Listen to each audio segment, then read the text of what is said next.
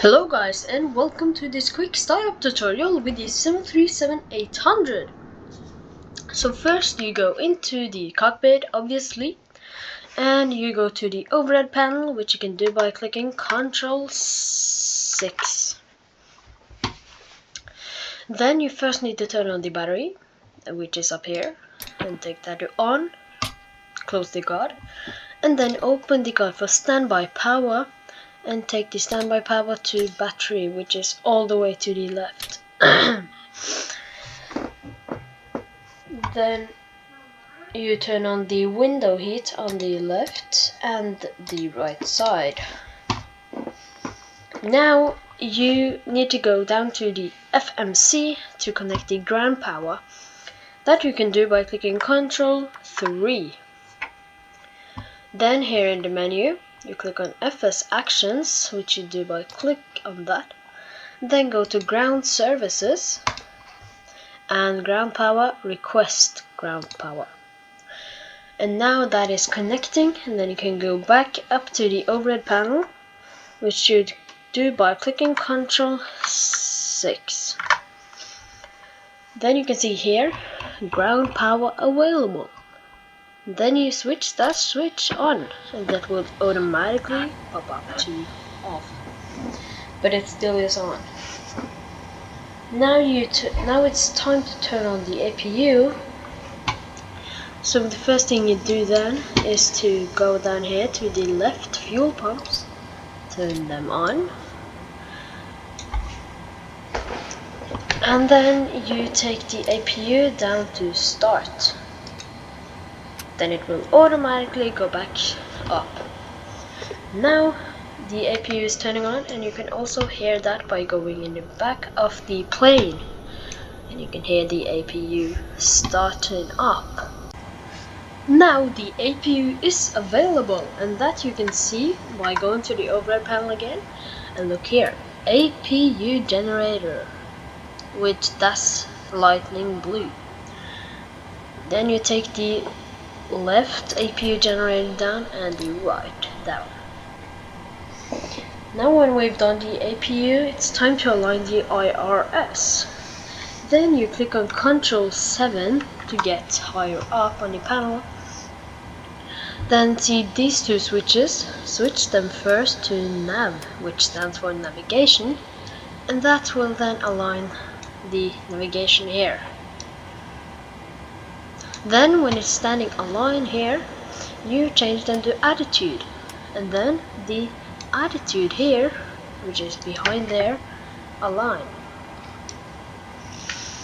And now when it's standing aligned here, again you can take them to align, and then the navigator and the attitude and speed here should become available in very soon. Then when you've done that, it's time to start the engines, and you go further down to the overhead panel by clicking Ctrl 6, and then you need to make sure that the emergency exit lights are armed. That has nothing with the engines to do, by the way. Then you click the rest of the fuel pumps down, only do the center tanks if you have fuel in the center tanks, and you take this little knob to its standing valve open. Then it's the hydraulic pumps and APU bleed down for the APU, and now it's time to start the engines. But I am at a gate, which you can see, so I'm just gonna push, and the pushback progress you can do by connecting to the ATC, or you can do it down in the FMC, and I like to do it down in the FMC, so I click on Ctrl 3 for get down here, and then I go to return and click on pushback here, and then I can choose the push style. I will just have straight out, and I will select the pushback tug, and I will just take the tug that pops out, and the tug is that one. Then you click on start to start the pushback. Now go up to the overhead panel to get the engines going. That you can do by clicking this switch to ground and the engine starts initial to right. Then you can click on Ctrl 2 to see here. When that is hitting 20, we are going to introduce fuel in our tanks. And that we do by clicking on Ctrl 5 and introduce fuel in the second engine. Now you can see here that our engine are starting up. Now we can stop the pushback by clicking on Ctrl 3 again and click on return and pushback and stop. Roger that, ready for push straight back. Brakes off. Now the pushback has stopped.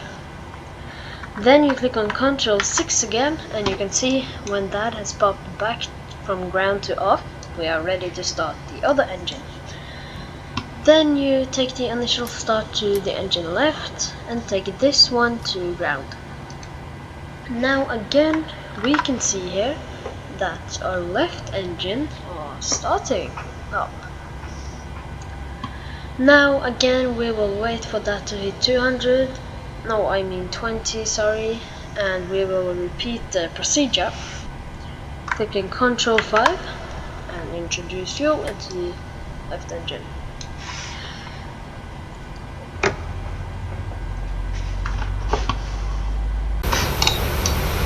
And now just have a great flight. When the engines are started, you just turn on the lights you need to have on and you are ready to take off or whatever you need to do. So if this tutorial was helpful for you, I will really enjoy it if you like and subscribe.